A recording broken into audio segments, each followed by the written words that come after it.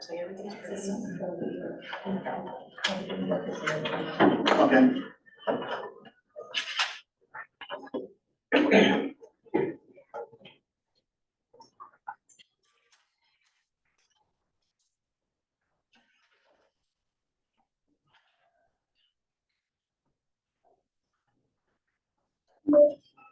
30 seconds is a long time when you're quiet. Conservation, okay, goes to metallic, that's really a problem.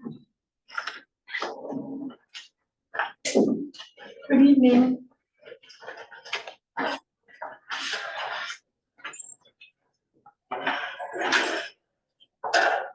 Okay. Can you call this meeting to order with the Waterford Town Board on March 11th, 2024 at 5:30 p.m. Please stand for the Pledge of Allegiance. I pledge allegiance to the flag of the United States of America and to the republic for which it stands, one nation, under God, indivisible, with liberty and justice for all. Thank you. I'm going to start with, we need approval of the town board minutes dated February 12th, 2024, and special town board minutes, special minutes dated February 26th, 2024. Also move to approve both the regular minutes and the special minutes. I'll second that motion. Any discussion? All in favor? Aye. Opposed? Okay. Moving on to approval to pay claims and the treasurer report. Treasurer report as of March 1st, general and fax checking, $147,869.61. General operating money market, $1,629,305.35. Reserve funds of $1,528,512.06 after a transfer of budgeted funds of $192,695.29. And undesignated ARPA recovery funds, $184,614.11. Can I have a motion for approval of the claims? I'll make a motion to approve. I'll second that motion. Any discussion? All in favor? Aye. Opposed? Aye, thank you. Correspondence, I would like to welcome here with us today is Charlie Essman and his parents. And I'm just going to read the letter that I wrote so you all get an idea of what this young man has accomplished. I'm writing to you regarding Charlie Essman, a Boy Scout from Troop 363 in Mugwanago, Wisconsin, and he's a town of Waterford resident. He has just achieved the prestigious rank of Eagle Scout. Charlie led an Eagle Scout project centered around renovating a composting area for use of elementary students at Eagleville Elementary School in Eagle. Eagle View is a 2023 U.S. Department of Education Green Ribbon School, and their students focus on many environmental services, including composting their daily lunches. The previously existing compost bins were not able to function in a way that the students could use, so Charlie's vision was to redesign bins that would meet the needs of the school for now and for the future. After lengthy research and planning, Charlie and his team of volunteers constructed new bins that can be utilized safely by the students and staff of the school, repurposed some of the old storage bins, and refreshed the area of the school grounds. This project was a great challenge to Charlie, but his leadership and mentoring skills gained through his years in the BSA scouting program helped lead to its success. Charlie has also spent many years performing with the percussion section of Mugwanago High School Marching Band, which has given him additional opportunities to apply the skills and strengths learned in scouting. Charlie's work on this project has inspired his interest in pursuing the trades after his high school graduation next spring. We are very proud that you have achieved this prestigious rank of Eagle Scout. I know it's a lot of work, and we are proud to present you with a certificate from the Town of Waterford Board. And Representative Wiki, if you'd like to come forward here too, to help me.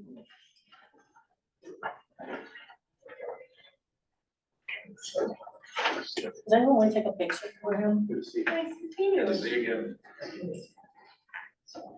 This is for you, from the Waterford Town Board. And we'll look at this for you. Good to see you again, Cheryl. Good to see you.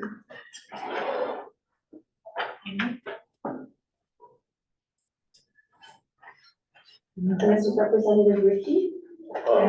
Just so that you know, I guess I'll say a few words, since you asked me to come up. We are very proud of every Eagle Scout that is in our district. I attended the code, I believe they call it the Code of Honor. Court of Honor. And we presented Charlie with a plaque and a flag that's flown over the Capitol for his achievement. And so the citizens of this community should be very proud that you have an Eagle Scout here. These are future leaders, and we support every effort to let them know that. Congratulations again, Charlie. Thank you. All right.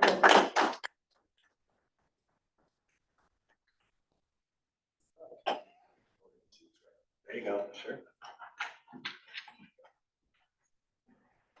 All right, next up. We have Kevin McCormick from Washington Caldwell. Would you like to come forward and I know you're gonna talk a little bit about the referendum for Washington Caldwell School. Sure, and I'll speak to the audience, correct? Or speak to the, do I speak to the board or the audience? What would you prefer? Yeah, you can speak to me. Okay. So, I'm Kevin McCormick. I'm the superintendent principal of the Washington Caldwell School District, right up on 164, actually in Michigan. I'm here tonight for an informational sharing purpose. We, last spring, April 4th, we had a capital referendum question on the ballot, and we also had an operational referendum question on the ballot. The capital passed, so we're grateful to the community and our residents that voted for that. The operational did not pass. So we're scheduled to, we're just finishing the timeline now for the facility work that's gonna be done at the district. HVAC, lighting, a bunch of systems that are anywhere from 40 to 60 years old. So we're grateful for that, but the operational piece did not pass, failed by about just over 50 votes. So we're coming to the community again on April 2nd to our residents in the town of Waterford to help us as a school. So this is not, my message tonight is not to vote yes or no. My message is to give information about the situation that we have at the school district, which is actually statewide. So for Washington Caldwell in particular, we're asking in our operational referendum for $450,000 each year for the next 4 years. And if you're new to this, the operational referendum is basically to keep the building open. It's to pay the bills, pay the teachers, supply technology, pay for programming that we have at Washington Caldwell. We are having an informational session on Wednesday, March 13th, if anyone's interested to come and get more information. That's just 2 nights from now. But we are asking you just to vote on the 2nd of March or April. Make sure you vote. We just want to make sure that you're informed as you propose regarding our referendum question. There are a couple sheets in the back that look like this if you want any more specifics about our budgetary situation and what we're asking for and where the money will be spent. So with that, I want to thank the board for allowing me a couple minutes here just to present to the community members that showed up tonight. I appreciate that, and regardless of your position, please vote on April 2nd. Express those, that's one of your rights, so we support that. So thank you. Thank you, Kevin. Any questions, you can contact the school or their Yeah. website. If you have any questions, you can contact the school, get a hold of me. There's also information on here for if you want more information or specifics. So thank you very much. Thank you. Good to see you again. You too. I can't believe it's been 4 years almost since my kid was there. Yeah, well, right. Yeah, Oh, your son was there. You know. yeah. Your son was a big part of Washington Caldwell for a long time. Many years. Yeah. So thank you. Thank you. Thank you.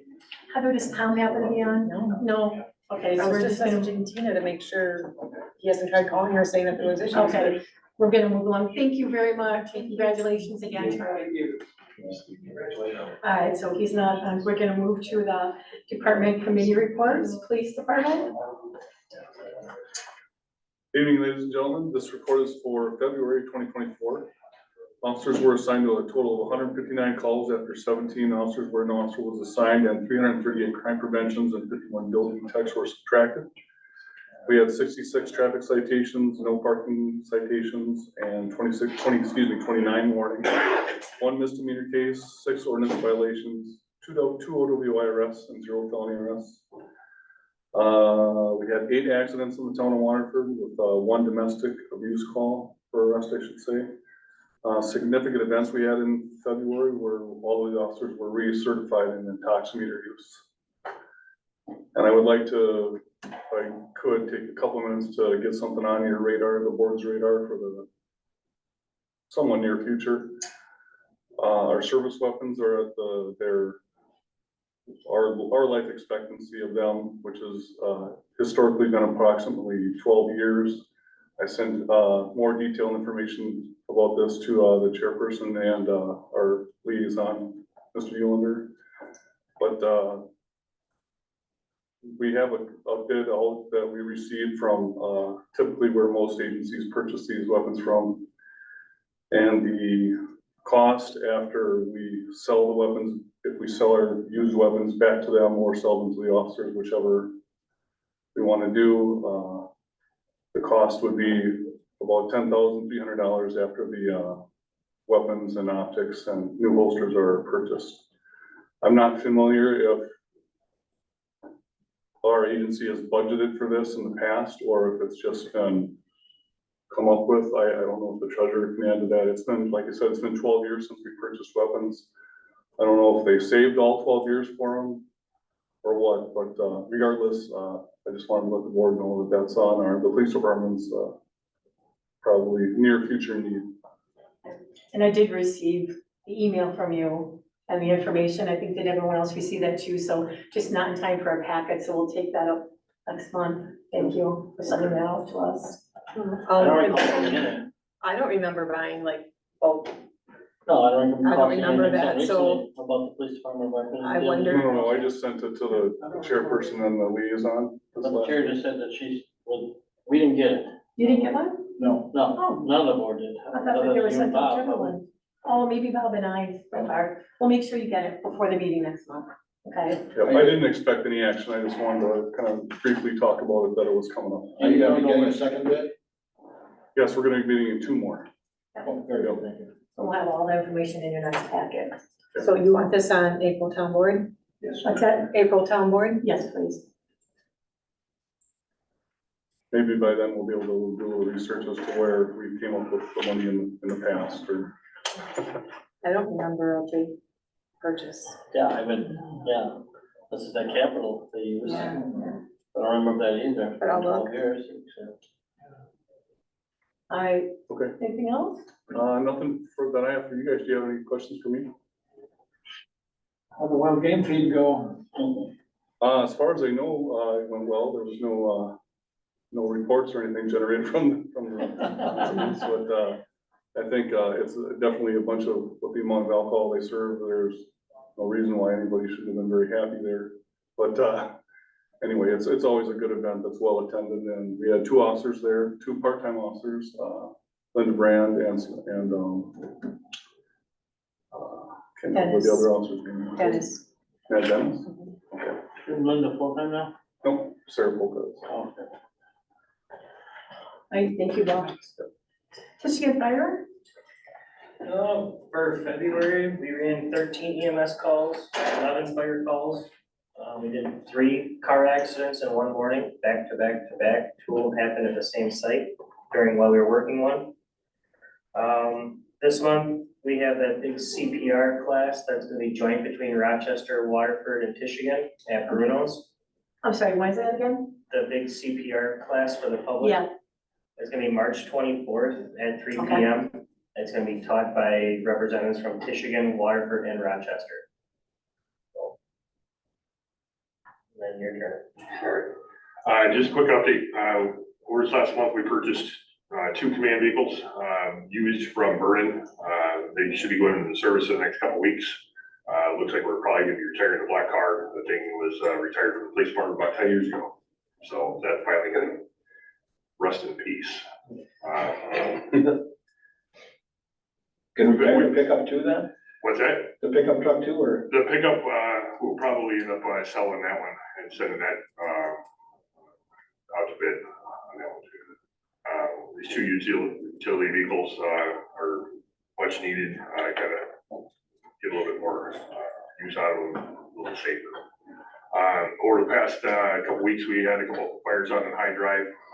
This morning, we had a rather large one. This morning, yes. Mhm. Press release should be coming out, yet tonight, if not first thing in the morning. Cause undetermined, no injuries, animals were able to get out. We did, use our Mavis, card, utilized a significant amount of resources coming in for surrounding communities. Worked actually pretty well on scene. We're estimating the dollar loss at about $450,000.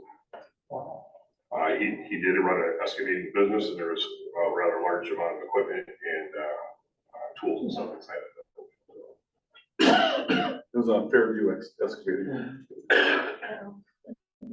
Going back to your CPR class, is that too late to sign up for it, or? No, that's it, that's be open, to the public, that's gonna be done at Bruno's. I didn't know about it, so if you want Yeah. to, somebody wants to pass on our information for, so we can put it on our social media. Absolutely, we'll throw a link out to you guys, and, you guys. Perfect. It'd be, very helpful. Again, Bruno's, kind of reached out, I wanted to do a little bit of, community, outreach. They did receive, AED that will be housed in the building when they get his staff, trained. Ultimately, between, the three departments, we're going to open it up to the public and have like a CPR type Saturday type event. Have numerous instructors down there, so we keep the ratios, cards be issued, so. Again, Bruno's hats off to him for stepping up and helping out.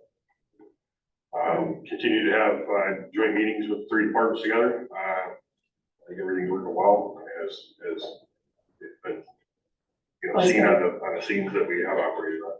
I was gonna ask how you guys are hanging in there with, Uh, working with one another to try to fill in the cracks and how, the village is, if they're still under. They were very short-staffed. The village was short-staffed last night. They had 3 people on staff. One was probationary, very, very new. 2 other ones, not a whole lot of action. You can take 3 guys, but with the 3 departments and the additional aid that we brought in, we actually did quite a bit of work in a short amount of time. I was gonna say you were out there for 2, 3 hours. We actually were out there until about 3:30 or 4 this morning, and then we had a crew stay until about 9 o'clock this morning. Evidence recovery and investigation. I was gonna say, I heard the task force, you guys are out there, something like that. Oh, I wanna say we really appreciate, and especially how you guys have stepped up and helped out, and Chandler, Bill, all of you, every single one of you, so we really appreciate your work. Thank you very much. Again, I want to say thank you to the board, giving us, the latitude to start, really working together and that, pushing, some issues that were, very strained before. The relationship is coming back. There's still some challenges. There's still gonna be some accounting challenges. I will say that in the future, very short future, the county put out the RFP for radios. The projected amount of radio upgrade for just the fire department, not including the police department, which will also have a dollar amount. Forgive me, Bill, I don't know that amount right off the top of my head, but the fire department was $518,000, and that's not adding additional radios. And that price will probably go up by about 7% because that was off of last year's prices. How many was that for, Bill? Do you recall how many that was for? That's replacing our rig radios and our portables. I want to say for like rig radios, we have probably 15, 16, and then the portables, we have about 40 of them. That's all right. That does not include pagers at this time. Right now, there really isn't any pagers out of the market, so their answer to paging is help an area. So I would strongly encourage, Doug, to attend some of these meetings with us, and I was just gonna ask you, you know when the next one's gonna be? there isn't nothing set right now, but I'll reach out to you and keep you up to date with the other meetings, and gotta keep it together for us with that. Thank you. Anybody else? I wanna thank them too, they had a, training up there last Thursday with 50-some people for SWAT training. I stopped up there for a little bit between 9 and about 10:30. It was very interesting talking to those individuals. A lot of firepower up there. Yes, there is. There's a lot of resources available. Yes. I think he said they had 9 different municipalities take part. Waukesha County, City of Mosquito reached out. They had a property that they had somehow gained access to up on Caldwell Road, right away with the release. So they utilized that building to go in and train to do their annual proficiencies for squad, making entry negotiations and the whole game. So what they did is they staged it in station 2, kind of corralled everybody there and then deployed from there down like a real scene. What I did know is they actually have medics on their teams too. Racine County does too, with the sheriff's department. They basically contract or hire paramedics, 7 through the 10th class, and then they're part of the team.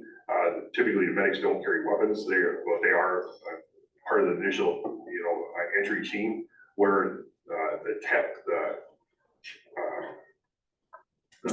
the rest of the departments in the county will then support it, and we go in still a hot zone, but we don't go in necessarily to SWAT teams.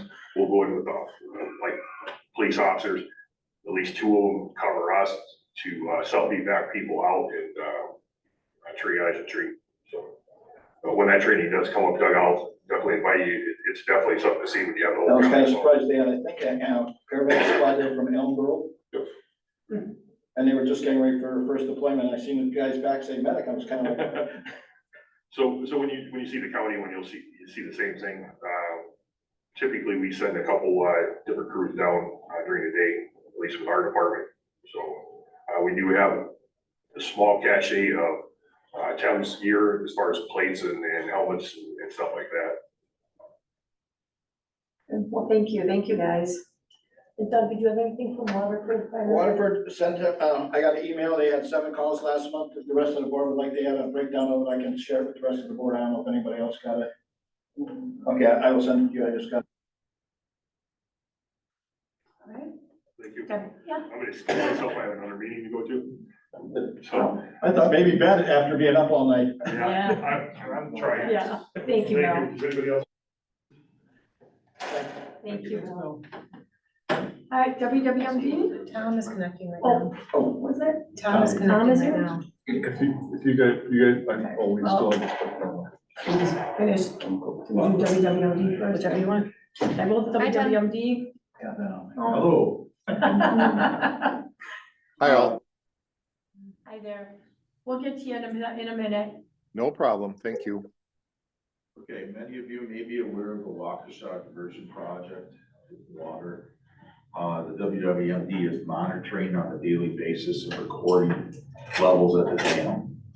So I just want to make you aware that we are doing that, just in case we have a major incident with the waterway in the summer months. We at least have some data to refer back to as we have to go to Army Corps of Engineers and others to try and get some changes made at the dam, if that's even possible.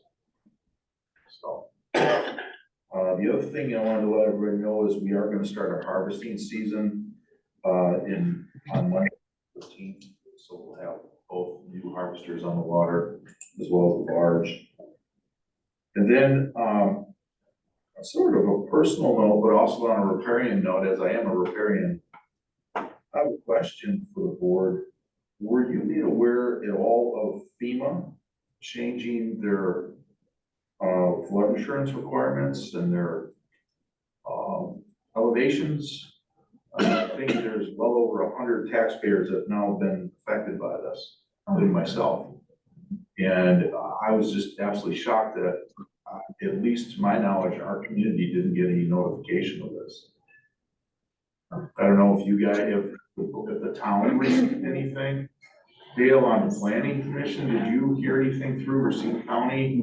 No, this goes as far down as you live on, I'm on Island View. Island View. Yep. No, the only thing we had was something up on Fox River Road.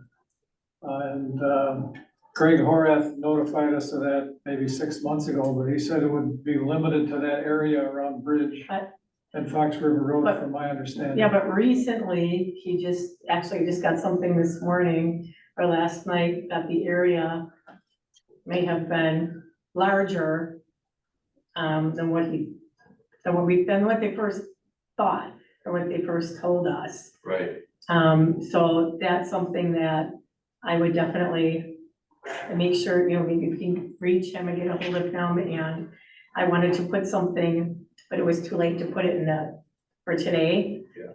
So we will be discussing that because it did end up being larger than what he thought. I know So- some of my neighbors are affected. Yeah. Really? Yeah. And I got an estimate of just I'm under trying to $3,000 to push some flood insurance on me through my bank. So I will be trying to fight this and trying to figure out what it's all about and entails and what I have to do to provide updated information on my home, since it's a newer home, back to FEMA and see what I can do to try and get out of this flood zone that my previous build, there was no flood zone where I am, so. Well, I can give you the maps that Greg gave us months ago, they're in the supervisor's office, if you stick around till the end of the meeting. Okay. But they apparently have been enlarged since this. Yeah, since you brought that up, I want to read the email that I received last night. The FEMA floodplain mapping changes have resulted in some calls to municipalities. This issue unfortunately is a little more concerning than I was originally understanding it to be. There are many more residents in the area affected than I was first led to believe from the county. I am seeing now where this area is affected, much of Conservancy Bay, mainly on the Fox River and in the bays around the river. This has turned out to be disappointing as the communications from them to the public haven't been very good. So we're gonna keep a tab on that and start reporting on all that. So, yeah, I just didn't have it on the agenda today because I didn't have time. So we will keep tabs on that. Any questions with any of that? Contact Greg. I already talked to him. Yeah. Yeah. I mean, with anybody else, you Yeah. know, and we'll try to keep tabs on that going forward. What he learned, he thought that the only notice that came out was in a Racine newspaper through FEMA. Nothing local. I don't know why we weren't contacted more locally. And certainly our town should have been contacted, in my opinion, by the federal government. I would think. Changes. Yeah. Or Racine County if they knew about the changes coming. And I've actually invited Greg to give a report, like everyone else. I think some of the county board meetings clash with ours, so we're gonna try to work that out. Okay. Maybe have somebody work with him to have a report for the board. So we'll work that out. Yeah, great. Thank you. Anything else? All right, thank you. And then, could I have, because Tom is on with us now, Tom, can someone make a motion to move 7B under old business up so we can get Tom on his way? I'll make a motion to move item 7B up to present. I'll second. Any discussion? All in favor? Aye. Okay, thank you. Tom? Hi, Terry. Hello, everyone. Can you hear me? Hi, Tom. Yes, we can. Okay, great. It's 65 degrees here today. Well, that's wonderful. It's about 83 degrees here and gorgeous sunshine, and we are enjoying it. So I appreciate you guys allowing me to join via Zoom and give a quick update on what we've been doing with the boundary agreement work. Yes, thank you. All right, so real quickly, and I'm going to certainly reach out to Dale and to Doug to keep me honest on anything that I'm going to share here and add anything that you guys might want to add as we go along through the process. So as it relates to the cooperative boundary plan that we're working on with the Village of Waterford, the subcommittee that has been working on that, which is myself, Dale, Doug, Don Houston, and Adam Jaski, we took a little bit of a break during the holiday timeframe and really got back at it in the latter part of January. The team has met 4 or 5 times since the end of January and continued to work on our draft for the boundary plan. The primary focus now, as we're really getting into it here, has begun to focus on the boundaries that we want to include in the draft that will be brought to the village and town boards. And that's been very, I think it's been a collaborative give and take throughout that process. Plenty of robust dialogue on boundaries and what they mean and could mean for the future, but also keeping in mind some of the key things that we shared with the boards in the past and with the community in the community listening session that we held back on December 6th, which is the boundaries that are set through this boundary plan are not some sort of automatic drafting or annexation of people into the village or anything like that. The landowners still hold the majority of power, responsibility, accountability in terms of if they are drawn within a what could potentially be the village boundary, they would need to request to be annexed in the vast majority of circumstances.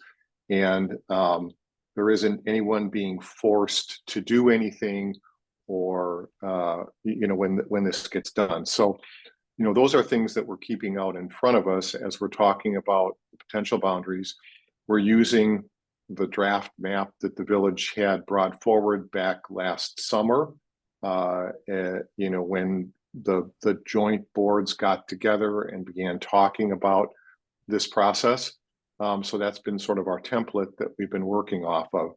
And those discussions are continuing. So we're talking about, again, potential, town village boundaries for the future as it relates to this. But also, what has surfaced through this is other elements of the boundary discussion, specifically things like EMS and fire protection and those kinds of things, and where some of those boundaries lie and how they're drawn relative to the community boundaries.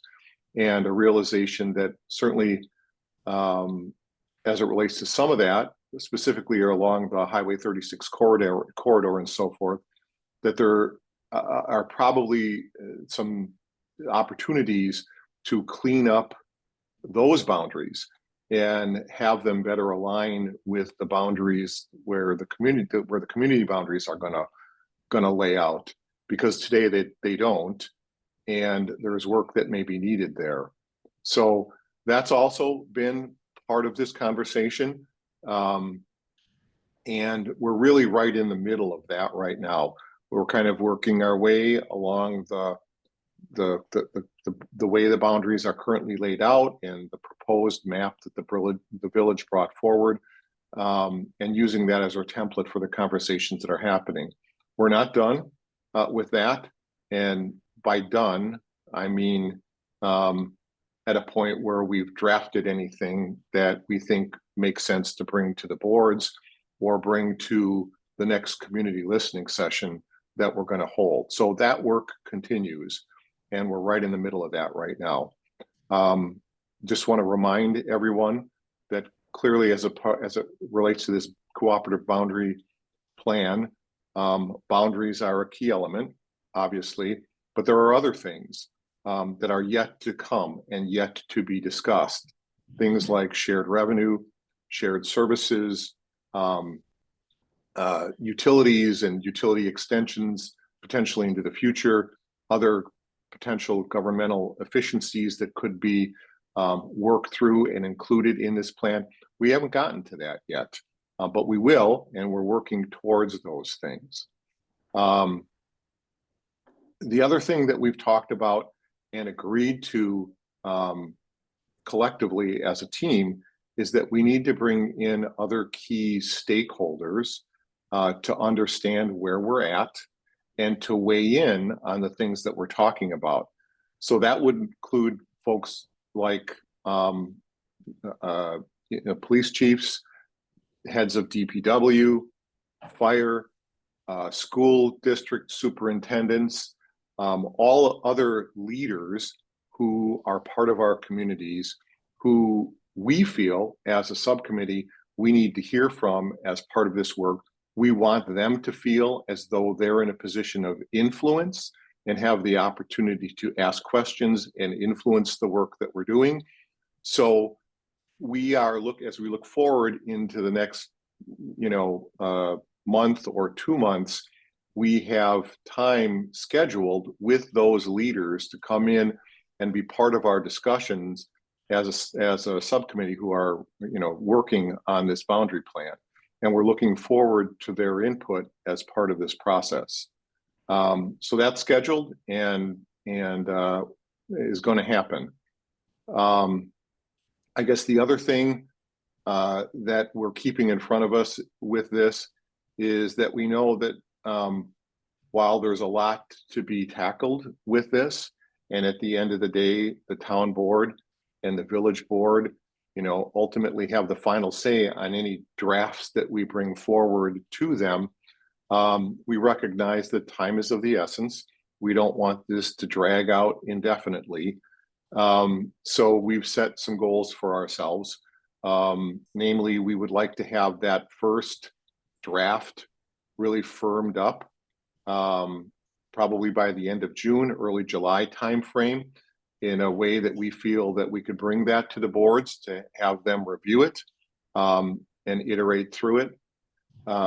Overall, we would like to be finished with this process in the fall timeframe. So we've talked about November, October, November-ish timeframe.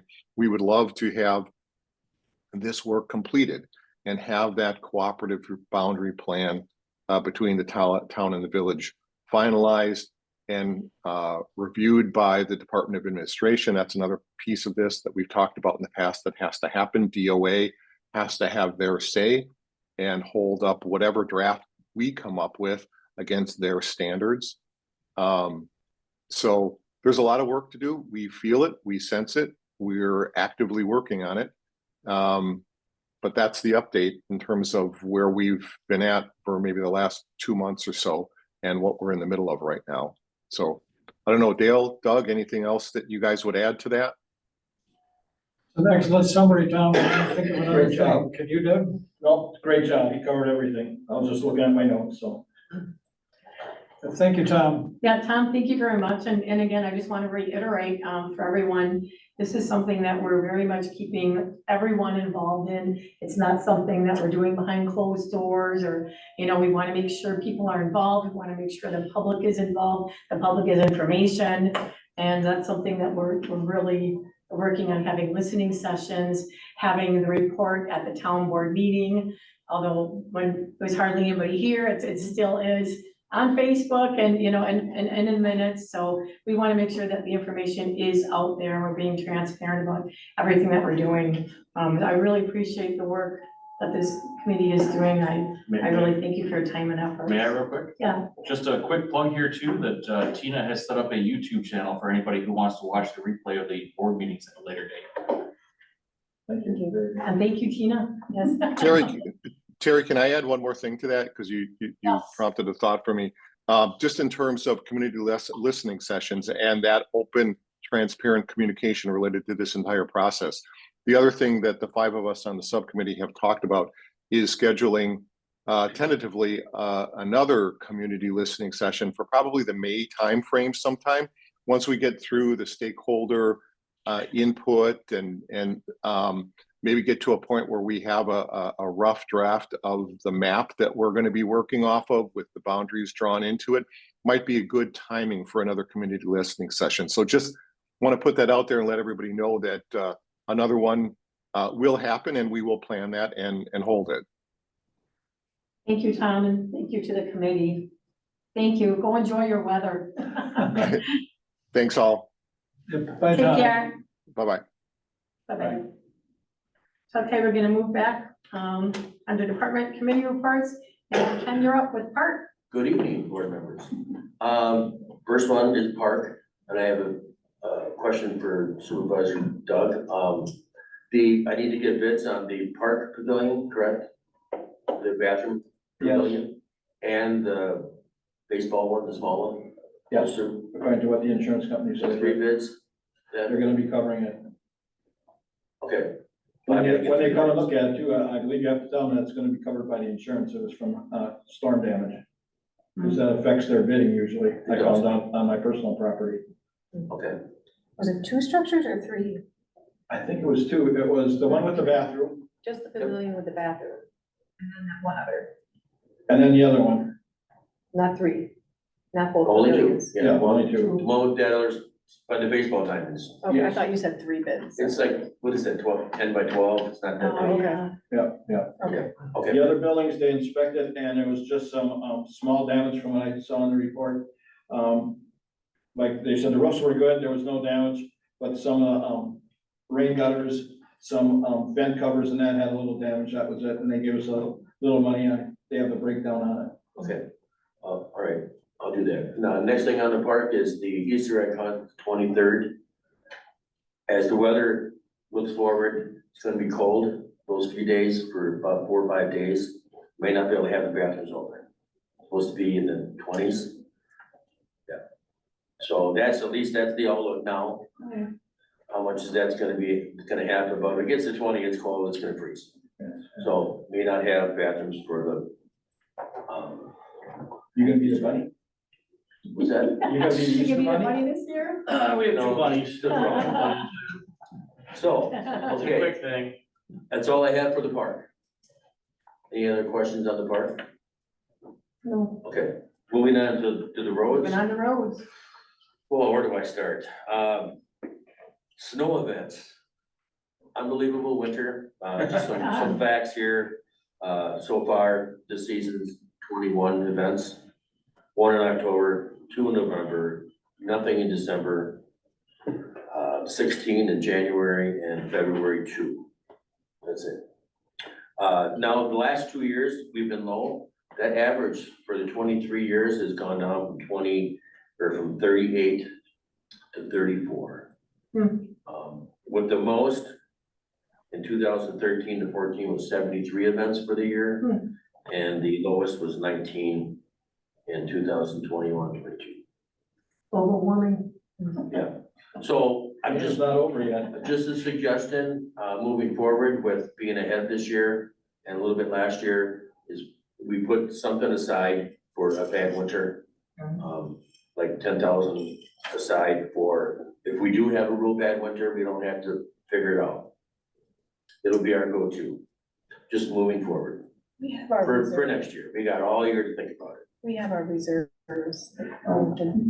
Yeah, Okay. a rollover, basically a rollover. I don't want another rollover, please. Town Line Road, Please. there is a pre-con meeting, March 21st, 11:30. Gonna be right at the intersection of Homestead. Engage in my civic duty, participate in local government. March 21st, pre-con meeting for Town Line. And we'll figure, I'm sure there's gonna be lots of questions on how to proceed, but I know Painted Dawn wants to get an early start. Okay. What time is that meeting? 11:30, March 21st. At Homestead and Town Line. Thank you. Anything else on the roads? Next thing is the agriculture road improvement program. I know I got some paperwork from you regarding a local farmer being a sponsor. I talked to the engineer today and he was kind of puzzled on what that all means. I'm kind of puzzled too, because ag roads or any road for a farmer is exempt for weight limits. So basically, they're talking about what the farmer can save by not having weight limits on the roads, but it doesn't comply, so they're already exempt. Yeah, So not sure how that's gonna happen. yeah, we should get together with them and Yeah, have a talk. the engineer had something close to what you gave me, kind of the same old questions, but in different order. Okay, Basically, Frost would be a sponsor, basically. What they produce, how much, how many employees, basically a questionnaire, and we can do that. I'll have them come in. Yeah. And work with us, okay. Yeah, and then I'm meeting with the engineer on Wednesday to go over this. Okay, Cause we gotta get that in by April 5th is the application. okay, Well, no, that's a different one, never mind. It's, well, we gotta get this in. okay. Yeah. We'll get on it. Thank you, Kenny. And the next thing is the application for that. There's 2 dates, one in the spring, which is April 5th, and we can apply up to 2 roads. And then should know, according to the engineer, by April and May, if we're going to get those grants. And we're shooting for Lowland and Bridge Drive. For the right in farmland. And then there's another one in September. But the engineer was unsure if we have to reapply if we didn't get it, or if we get it, we can apply again Yeah, for 2 more roads. That's still uncertain, but, that could happen, which we don't know. It's up to 90%, at least that's what they're telling us. There's a lot of money out there, $150 million for 1,253 townships. That comes out to 120,000 per municipality, a lot of money. yeah, So I feel fortunate. thank you. Next thing is culverts inspection and culvert inventory that the state wants us to do from 6 feet to 20 feet. And I guess we get paid $100 for each culvert for paperwork, I guess, or inspections. But the question is, do we want the county to inspect those, or do we want the engineer to do it? Is the question. We probably got about 6 of them. 6 bridges. Maybe 7. Any thoughts on that, guys? Charges less, we're only gonna get $100 reimbursement. Yeah. We're only spending $300 for the engineer to inspect each one of them, Yeah, then you have to look at what the county can charge, do you know? Well, that's what we get from the state, but we don't know if the county's gonna charge us additional. They're not gonna do it for nothing. Well, well, that's understandable. Yeah. But the county may be less than the thing, do you know the prices at all, or no? What the county would charge us for it? And we can't inspect them ourselves, or no? I'd rather have somebody with a piece of paper behind them that says this is okay, this is not okay. Well, according to the Towns Association, the town can conduct the inventory on their own. If we choose to do it on our own, anyone doing the inventory must watch the instructional webinar provided by the WISDOT. This can be found on the website. Or they can have the local highway commissioner do the inventory. Now, who's our local highway commissioner? That would be the county. Would that be, Rolly Bain?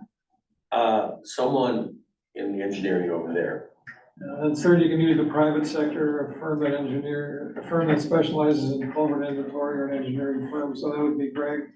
All our small ones in the past were done by both engineering. And they got all the paperwork on them except for, the one on Beach and possibly the one on Territorial. They have all the paperwork, measurements and so on. I'd rather have the engineer just, submit the paperwork. Well, if that's already been done, yeah. yeah. Yeah, since they have all the intel or information on that. But yeah, we gotta move quickly on that. Kenny, who was the engineer that you said inspected them for us, engineering? In the past was both FOTH. Okay. Yeah. They did our small ones, and then the big ones done by, well, it's ran through FOTH, but it's a different engineer that has the dive team that does it for the big one on Bridge. And that's done every 5 years. Yeah. They have to be dived now. They can't just stick a stick down there, they have to dive. At least on the big ones. Anything else, anyone? But there's 2 deadlines here. By April 15th, you've got to decide which method we're going to use to do the inventory. And then the inventory itself must be done by December 31st of this year, right? Yeah. So, okay, They just want an answer by the 15th. yeah. Yep. Put that on that. Have we heard anything on the, East Main Street? Have we got anything yet? That is the $1 million question. We have not yet, nothing from the county yet. Surprisingly, they said it's pretty much done. That was the last conversation I had with Frank. Oh, Frank, okay. Yeah.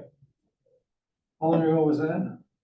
Oh, that was before the last meeting. Maybe give him another call. Yeah. Okay. The other thing would be, are we starting to look at what roads we're gonna be doing this year besides town line? Good. Everybody Wanted to was- jot that down. You're Yeah, working that's on- the last part of it. You want me to have a list of roads to have you guys look at, or do you want to do another drive-by to see? Some of these roads are gonna be the same as last year. Yeah. I guess it's completely up to you guys if you want to do a. So we do have the list from virtual. last year, unless anybody would wanna do another drive-by or didn't do the last one and want to take a look. We're only gonna be able to do a couple of roads anyways, if any, because the price of asphalt is just so high. You and Greg are working on upgrading the pacer wear, right? So what- Yeah, we're gonna try to get some of the pacer work done on Wednesday, we'll see how far we get, but only half a day. Yeah, Yeah. because I've had some complaints on, North Milwaukee, Old Loomis up here. That's a We'll washboard. have to get in line, yeah. Well, but, I mean, the worst roads gotta float to the top, so we, Mhm. those are the roads we should be looking Yeah. at, so. Well, it's nice with the town line grant. We don't know anything on Vienna Park Road yet, and now we have this ag grant. It's gonna help, but it's not gonna get us out of the woods completely. It's gonna help, Yeah, Yeah. Well, this still ag have a roads- lot of money to spend. But the ag roads could be up to 90%, so that's It huge. could be, could be. Yep, heavy on the good, yeah. very good. That's all I have. Am I missing anything? Yep, the mower. Thank you, Kenny. Oh, yeah, the more's next. So we got, a little update on the road bids, so the lowest bid mower has gone up a little bit. Will we do the safety manual first? Passing those down. Terry? Updated price. Yeah, you got a new one. Terry, I haven't printed copies of it. Dale, the safety manuals first. What's that? The safety manual is listed first? Oh, forgot about the safety manual. Yeah, you guys Oh. skipped the Oh, safety sorry about manual. that. That's okay. All right, so we, Dale and I, got together with, Kenny and Ken Hocker and Jim. And we went through this, we hammered through it, and, after quite a bit of work, we came up with the policies and the safety manual. So you all have a copy of what we're looking at, and I think in the first part here, we've got the safety glasses, earplugs, head protection. There's just a couple of things that we had looked at, the high-vis safety vests, we give one for each employee, correct, Dale? The high-vis safety pants, 3 each for each full-time person, or 3, One pair. each. one for each full-time person, And so they'll be 3 left in, pair. they'll be left in the garage. And then we weren't gonna do the chaps, and I know Kenny, you said you already had a pair of chaps in I there. believe we The got other one guy there. said they don't really use them. So we'll delete the chaps. Mhm. So, but I think everything else, anybody have any questions about anything else? And then the main thing that we worked on was what page is that on? The whole 3.1, Page 5. page 5. Yeah, 3.1, yeah. And we went through this and we outlined everything that would work, and I made double and triple sure, to the point of almost being comedic, but that's okay with you? That's okay with you? That's okay with you? We all agreed. So, and I'll kind of run, did you want to run through it since you're keeping that? Why don't you go, you're on a roll here. So the 3.1, this is what we came up with, all working together in that group. Under weekdays, for emergency, non-snow plowing season, call-on procedure, employee has a duty to inform the director if he's unavailable that evening. The director is tasked with the duty to fill the needed positions. A side note on the positions, I made Kenny up a form that we talked about also, that we're gonna have for every part-time, temporary person with their name, address, when they're available.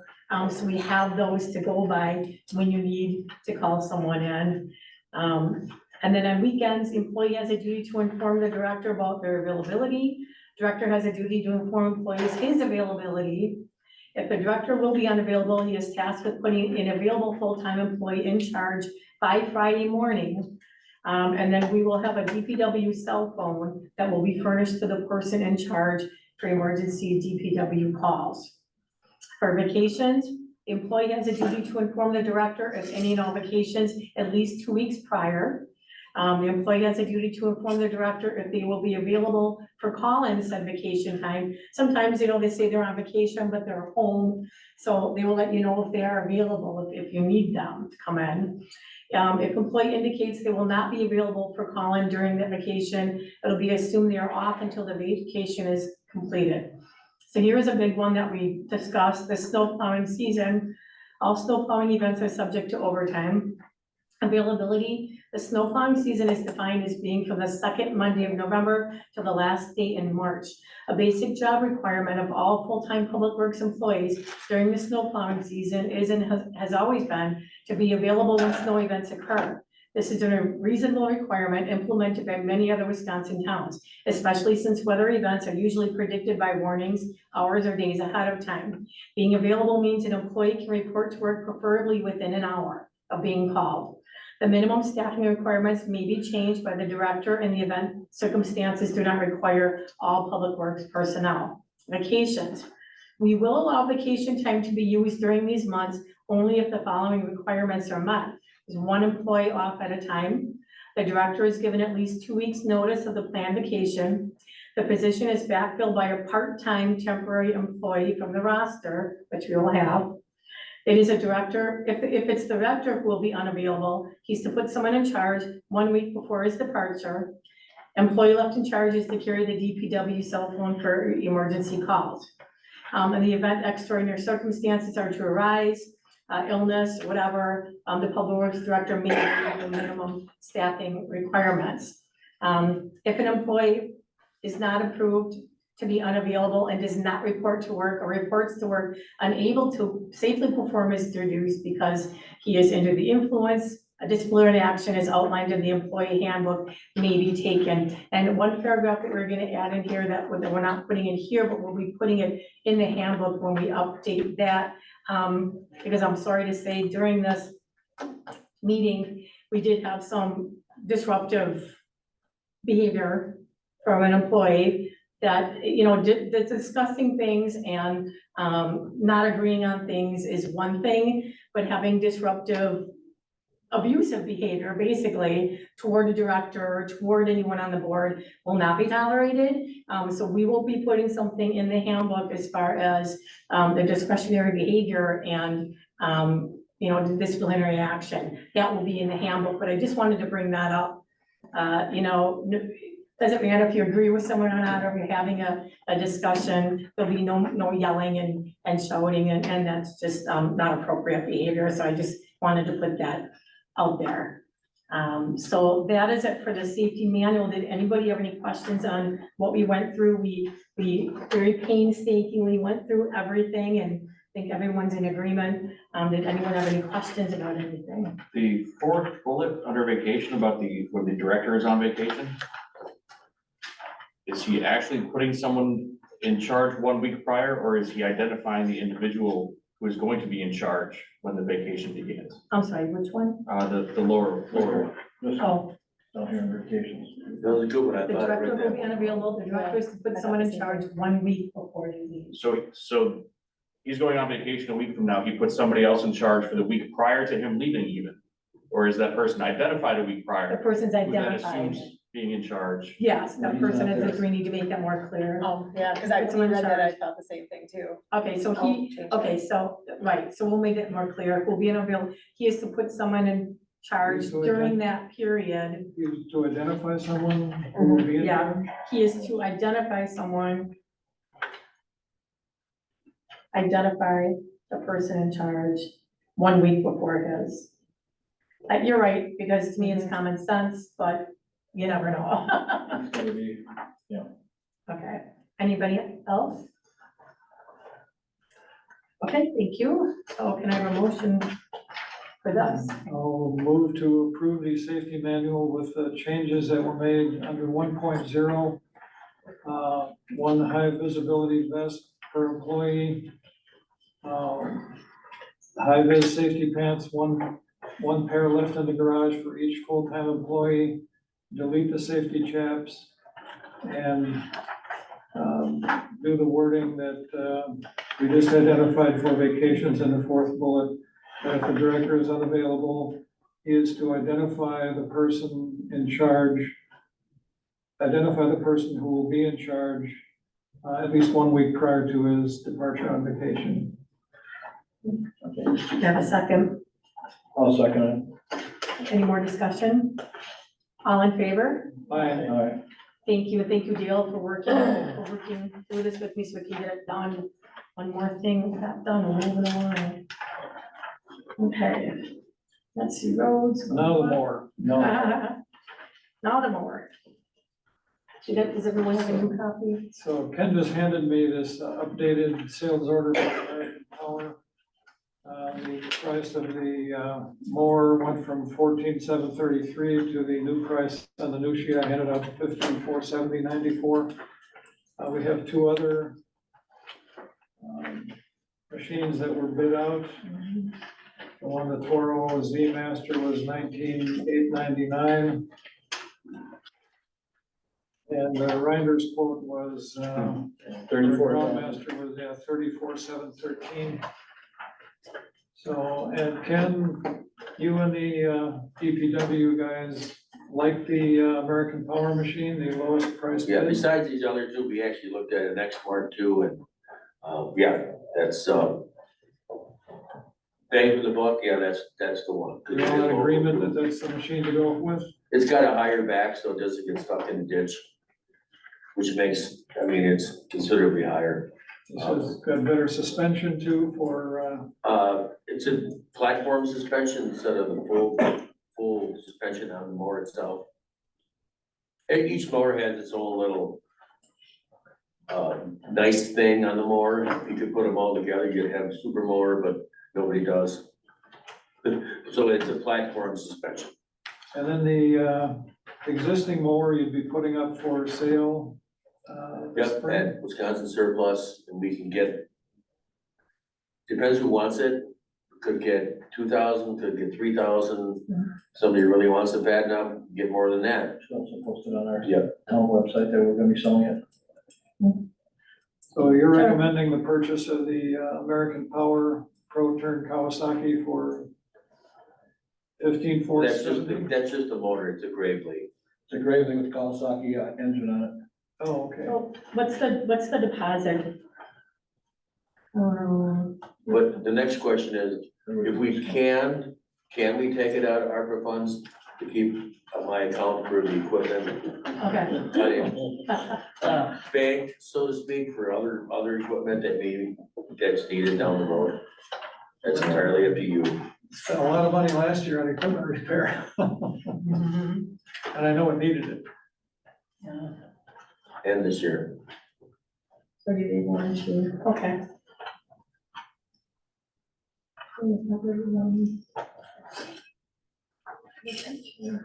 All right. So do you say deposits on equipment are non-refundable, so I just. All right. Well, you've got a DPW equipment reserve of, what, 35,041?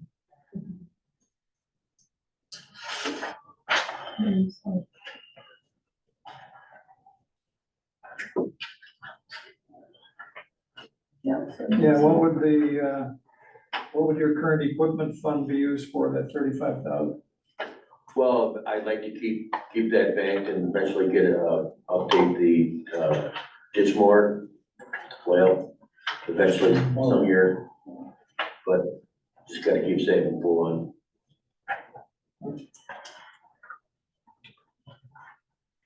One thing on 65,015, is that one you're gonna finish with the 20,000? No, I was in the reserve. Let's see. Well, I'm looking at thinking on operating budget. What's the deadline on the ARPA? That's coming up, right? They have it designated. Well, the end of the year, this year, we have to identify all the purchases or we'll lose it. And then we have to spend it by the end of 2026. Oh, We have to identify this perfect, year. makes the decision easier.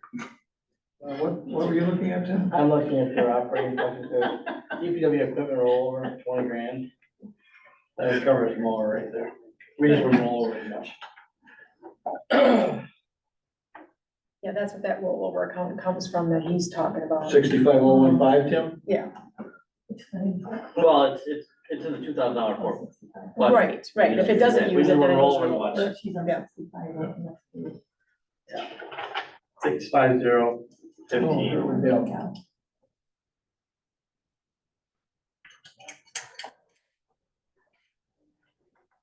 You wanna make a motion? Yeah, I'll make a motion. Well, can we split the difference, American? Maybe they'll meet in the middle.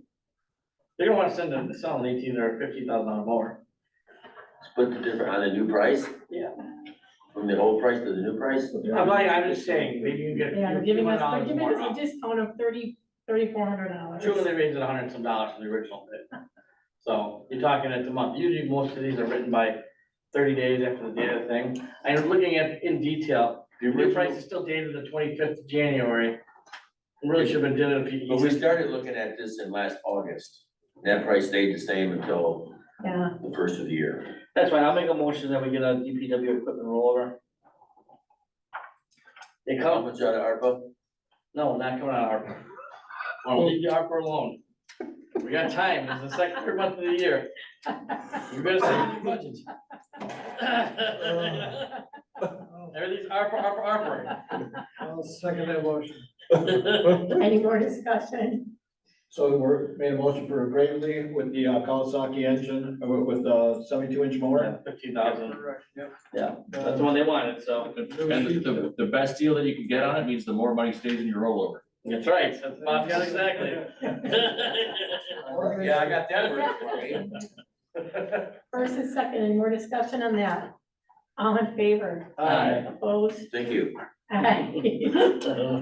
Thank you. And Ted, you were going to inform us of some other equipment that you're planning on putting up for disposal this. Yes, with the Ferris, we have an old paint striker that's obsolete. The only thing that's usable on it is the driver. It pushes that, you know, you sit on the seat, it's got little pedals on it from forward and back. That's about the only thing that's actually good on it. And then the water tank, and then our old 85 pickup. The old army truck. The old. Is the water tank the one that's in Station 2? Yes, that's the one. We could probably get more for that tank than we paid for it. Good, excellent. At least that's what they told me at the dealer. So I can put those 4 items up on Wisconsin surplus. And that goes back into my equipment fund. It was neat anyway. You put it back in your rollover. I'm good with that. I'm good with that. Put it back in I the want to rollover. save it, so. Back in the ARPA fund.